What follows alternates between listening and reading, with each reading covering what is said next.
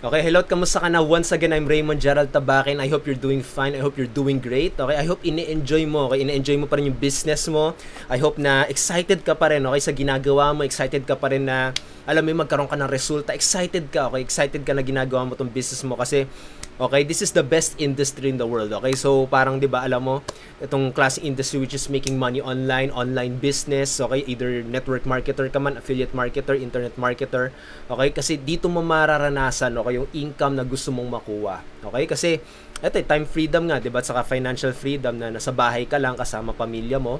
Okay? So ayun. So dito sa video na to, gusto ko lang gumawa ng isang short video na to para ituro sa iyo kung paano mo magagawa 'yan, paano mo male-leverage, okay, paano mo magagamit yung internet para makapag-reach out ka pa sa sobrang daming prospect. Okay? So naranasan mo ba 'yun? Okay, naranasan mo ba dati na alam mo yun na bumabiyahe ka, sabihin natin na offline network marketer ka, bumabiyahe ka sa opisina nyo or bumabiyahe ka kung saan-saan, tapos makakausap mo lang is isa or dalawa or tatlong prospect lang, siguro maximum ng 5, tapos after nyan talagang pagod na pagod ka na, 'di ba? Naranasan mo ba yung ganun? So dito sa internet parang ganun din, pero yung gagamitin mong pamasahe papunta dun sa mga prospect na yon, pwedeng kahit ilang prospect pa ang ma-imagine mo, okay? Kahit ilang prospect pa ang ma-reach mo gamit ang social media, gamit ang YouTube, gamit ang blog, okay? Katulad na nakikita mo ngayon dito sa screen, gamit ang Facebook, okay? Pinaka-favorite kong Facebook kasi dyan lang talaga ako, okay? Dyan lang ako nagfo-focus kung paano kumuha ng maraming prospect na para magamit sa business, okay? So to, gusto ko i-share sa'yo kung paano mo ba magagawa yun as soon as possible right now, kahit na offline network marketer ka, offline marketer ka, okay, magamit mo agad to, ma-apply mo agad. So ito, punta muna tayo sa Facebook, of course, kung saan ako mostly tumatambay, okay, saan ako nakakapag-close ng sales, saan ako nakakita ng mga prospect. So ito, punta tayo sa Facebook.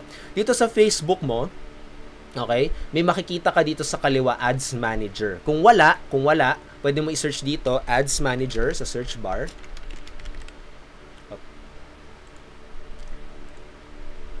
Yan, i-click mo yan. Napupunta ka sa ganitong klaseng site. Okay, so tuturo ko sa inyo yung Facebook ads, paid advertisement or advertisement, ano ba pronunciation doon, para makapag-reach ka pa ng maraming prospects. So titignan mo na maiga dito, kung makikita mo, ito yung results ko. So ibig sabihin yan, sa 1,659 prospects na ako sa isang ad na to. Okay? So, saka yan, naka 3.51 pesos ako sa isang prospect. Okay? So, medyo advanced na siya kung paano siya gawin. Pero gusto ko ituro sa'yo yung basic na magagamit mo na. Okay? Magagamit mo na as soon as possible. Okay? So, ito, pag napunta ka dito, okay, click mo tong green na to, create ad sa upper right. Pagka-click mo yan, okay, may makikita kang ganito. Okay, ganitong klaseng page. Okay? So dito makikita mo lang kung ano yung mga gusto mong goal sa advertisement mo. Okay, kapag sinabi mong boost your post, may pinost ka sa fan page mo, may pinost ka sa wall mo or yun sa page mo, fan page mo, tapos gusto mo ipakita yun sa mga maraming tao kung ano yung pinost mo. Okay? Pag promote your page, gusto mong makakuha ng likes sa fan page mo para mas maging credible ka. Okay, magkaroon ng likes yung mga product mo man or services mo, or yun, yung sarili mo, okay, kung ano man balak mo. Send people to website, ito yung tuturo ko sa inyo mamaya. Ito, ibig sabihin lang nito, may mga taong magkiklik sa website mo, may magkiklik sa blog mo, may magkiklik sa kung ano man ang ino-offer mo. Okay, so magbabayad ka sa Facebook para may mag-click at tignan yung website mo. Okay? Tapos increase conversion yan, medyo advanced na yan, yun yung mismong ginagamit ko. Pero gusto ko i-share sa'yo yung magagamit mo na ngayon. Okay? Kahit nabaguhan ka pa lang, kahit basic pa lang, kahit na ngayon mo pa lang nakita to. Okay? So, ang gusto ko i-share ko sa inyo is send people to your website. Clicks to website. Okay? Ibang salita is clicks to website. Pero basically yun lang yun. Yung prospect mo, titignan yung ads mo, tapos magkiklik. Gagawin ni Facebook, maghahanap siya ng mga tao na sa tingin niya magki-click ng ads mo, okay, ng web, ng kung ano man ibigay mo dito. So katulad nito, pag kinlik mo to, send people to your website, pupunta ka sa ganitong klaseng bar. Okay, dito dito mo ilalagay yung website mo. Sabihin natin yung blog ko. Gusto ko maraming tao pumunta dito sa blog ko. So saan na 'yan? Ayan, okay. So dito, paste. Okay, lagay mo lang yung website address. Okay, ito yung website address ng blog mo, website address ng products ng offers mo, kahit ano man ang gusto mo ipakita sa prospect mo, ilagay mo lang dito. Tapos ito, kahit no pixel selected na, ilagay mo lang dyan, or ayan. Anyway, basta ganyan. Okay, so ito, tapos after nyan, set audience and budget. Kaya mapupunta ka sa ganitong klaseng page. So gagawin dito, gagawin mo dito sa Facebook is ita-target mo yung tao na gusto mo makakita ng ads mo. Katulad dito, ano ba yung target mo? Mga Pilipino lang ba? Mga Pinoy lang ba? Pwede ka mag-target dito ng United States. Pwedeng ganyan. Okay, kung gusto mo, ikaw bahala kung sino gusto mo i-target. Yan, pwede United States, pwede mo i-click. Yan, mapupunta dito. Ibig sabihin, yung mga Amerikano yung tina-target mo, okay? So, yun. So, yan, mapupunta ka dito. Ayan, nakikita mo, 234 millions of people. 234 million ata to? 200 million? Okay, 200 million ang makakakita ng ads mo. Pero, mauubos pera mo dyan, okay? Kailangan i-specify mo pa siya at kailangan target ng prospect mo. Kasi kapag bigay ng pera mo, mabilis maubos pera mo dyan, okay? So, to, sabihin natin, mga target mo lang mga Pinoy. Kasi, yung product mo naman, pang Pinoy lang, di ba? Product mo po mga Tagalog lang, mga Pinoy lang. Okay? So yan. Dito ita-target mo ano bang age. Sabihin natin na target mo yung mga kaka-graduate lang, okay? So dito, sabihin natin 23 years old, mga kaka-graduate lang, tapos 30. Wala pang pamilya, parang ganun, mga kaka-graduate lang, or sabihin natin yun, mga magpapamilya pa lang, okay, sabihin natin ganun. So ayan, all gender, pwede ka mamili either men or women, or lahat sila. Okay, so pwede namang lahat. So languages, ikaw na bahala kung gusto mo i-specify to. Pwedeng Filipino, ikaw bahala, pero okay lang na kahit wala. Meron pa ata ditong Tagalog Hindi, Filipino lang. Okay, so yan. Sa detailed targeting, katulad dito, eto na, dito mo ita-target kung sino ba. Okay, kailangan malaman mo kung sino ba yung prospect mo. Okay, ano ba siya na gusto pa niya magpapayat? Mahilig ba siya sa gym? Mahilig ba siya sa mga motor? Mahilig ba siya kumain ng healthy? Mahilig ba siya sa computer? Mahilig ba siya sa paglalaro ng computer games? Mahilig ba siya? Kailangan isipin mo na maigi sino yung prospect mo kasi kapag hindi mo naisip yun, nako, okay, you're wasting a lot of money. Okay, sabihin, bili ka ng ads, bayad ka ng bayad kay Facebook, tapos hindi alam ni Facebook sino ba yung gusto mo. So, si Facebook kakainin yung pera mo, tapos hindi ka makakakuha ng prospect, hindi ka makakakuha ng sale. Kasi hindi targeted. Yung sabihin, yung mga taong tinarget mo, hindi kailangan ng produkto mo. So, dapat tignan mo na maiging produkto mo, tignan mo na maigi yan, tapos tignan mo sino yung makakatulong dito, sino yung matutulungan nitong produktong to. Sabihin natin na health and wellness ka. Siyempre, talagay mo dyan, mga mahilig mag-gym, mga pwedeng ganun Ikaw na bahala, maging creative ka kasi hindi naman ako sa health and wellness niche. Pero yun, imagine mo lang, samitin vitamins. Ayan, may 21,000 na, di ba? Vitamins, multivitamins, pwedeng ganyan. Ito yung mga taong nag-like sa Facebook, nag-like na gusto nila ng multivitamins, gusto nila ng gym. O sabihin natin, alisin natin yan. Exercise.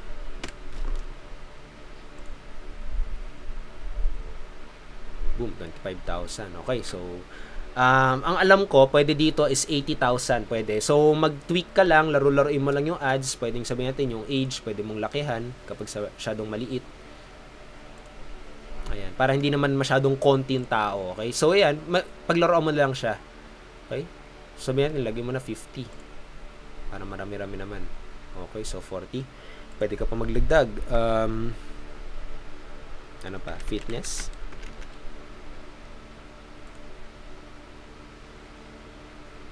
Dumami. Sobra naman. Okay.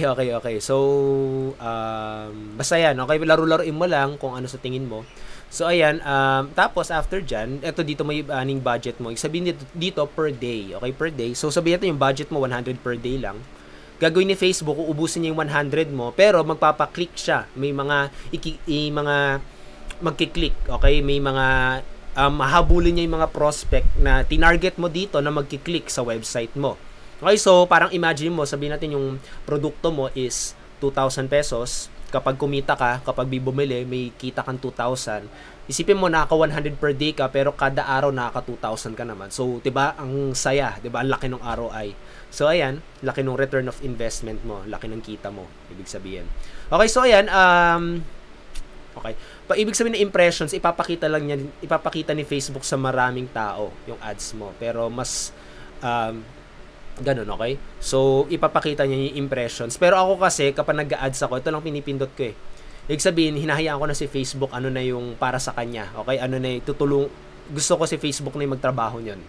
Okay? So, ayan, babantayan ko lang yung ads ko. Kasi, basta ito yung pinipili ko, automatic, tapos link clicks to website. Kasi kapag manual, ikaw pa yung pipili kung ano yung budget na gusto mo. Sabihin natin, kada click, gusto mo may, 7 pesos, babayaran mo kada taong mag-click. Or 709 kasi yung suggested ni Facebook.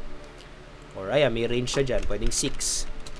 Kasi ibig sabihin niya, kapag mababa lang yung bigay mo kay Facebook, hindi niya unahin yung ads mo. Okay, so ibig sabihin, may mga iba pa, sabihin natin, may mga taong nag-bid ng 10 pesos. Yung mga 10 pesos, yun yung unahin ni Facebook, uhulihin ka. Kasi ang baba mo nagbayad sa kanya. Siyempre, ganun lang yun, di ba? Business din si Facebook. Uunahin niya yung mga taong talagang nagbayad ng malaki. Okay, so ayan, medyo strategize mo pa. Kaya ako, ino-automatic ko na lang.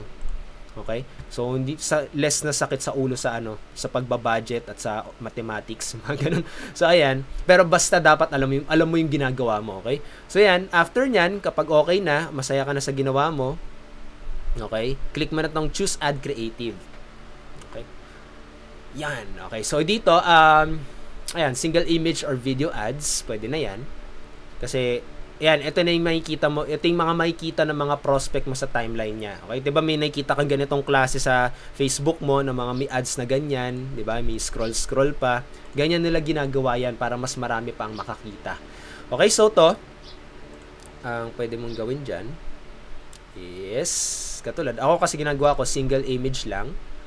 Tapos isang image lang talaga. Kasi naalis ko tong Instagram. Ano lang, pwedeng mobile, pwedeng sa mga naka-cellphone lang, sila na makakakita. Pwedeng naka-desktop lang, right column.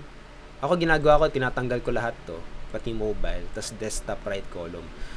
Kasi mas nagpo-focus ako doon sa mga taong may computer. Okay? Kasi syempre nagtuturo ako, 'di ba, nagbibigay ako ng training. Ang hirap naman magbigay ng training sa mga naka-iPad lang. Ang hirap magbigay ng training sa mga naka-mobile lang, 'di ba? So doon ako nagfo-focus. Depende na sa product mo, ha. Sabihin natin yung product mo is health and wellness naman. So okay lang na makita ng mga naka-mobile. Okay? Kasi syempre, matatawagan ka nila, tangible naman yung product mo. So ganun, okay? Makakapag-communicate ka naman. Sa akin, ito, focus ko. So, sabihin natin, diba, pinopromote ko yung vlog ko, and vlog ko is all about training people, okay? So, yan, headline. Sabihin natin, bago muna dito sa headline, pwede ka muna mamili ng image. So, dito, sa images, click mo yan. Okay? So, kapag wala kang image, pwedeng sabihin natin, in-upload mo sa computer mo. Pwede yan. Ayan. Katulad, i-close mo to. Upload images. Pag, ayan, pwede ka mag-upload ng picture mo or upload ka ng product mo, ng picture ng product mo, ikaw na bahala. Pero since wala kasi akong handa, dito na lang. Pwede dito, pwede kang kumuha kay Facebook, free stock images. Ayan, so since sa akin, coaching, di ba? So, pwedeng ito, pwedeng ganyan. Ayan. So, ito na nakikita niya. So, ngayon, babaguhin mo naman siya. Okay? So, dito, headline. Yung headline, yung unang-unang makikita ng prospect mo. Para sa akin, yung nag-work well is question na headline. Sabihin natin, need more prospects in your business. Or sabihin natin, need coaching. Or need training. Need training in your business.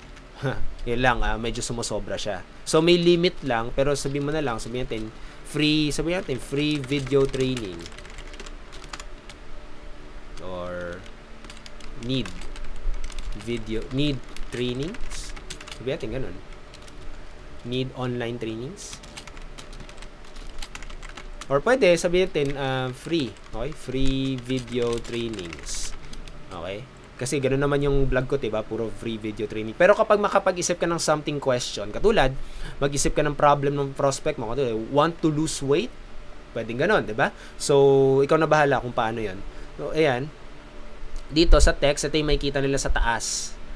Okay, so sabihin natin dito, this video training will help you produce more sales and prospects in your business. Click here. Sobra na. Okay, pwede na yan. Okay. Tapos ganyan. Yan yung may kita ng prospect ko kapag ginawa ko to. Okay, tapos dito, learn call to action para may button sila na pipindutin para makapunta sa blog. Pwedeng learn more. Okay? Tapos show advanced option. Dito yung nandito sa baba. Pwede kang maglagay dito ng parang something scarcity. Katulad, these video trainings help dozens of Filipinos produce massive income in their business. Diba? Hindi mo marunong mag-spelling. In their business. So, apply these strategies, these trainings, and produce results to your business.